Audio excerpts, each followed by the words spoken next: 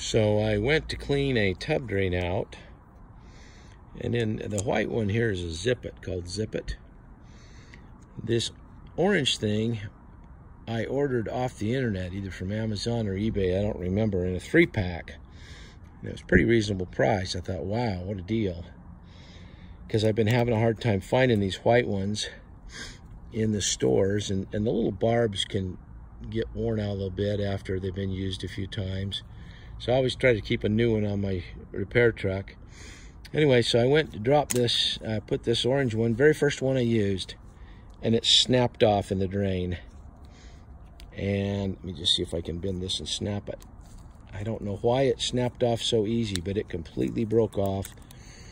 And boy, I panicked. I barely had, it's not breaking when I bend it, but anyway, I barely could see a little bit of the tip, just enough that I was able to work it back out of the tub drain. Otherwise, that would have been a very hairy situation, trying to get this broken piece out of the drain. So I will never use these again. I'll order Zip-Its and pay more. They're definitely the way to go.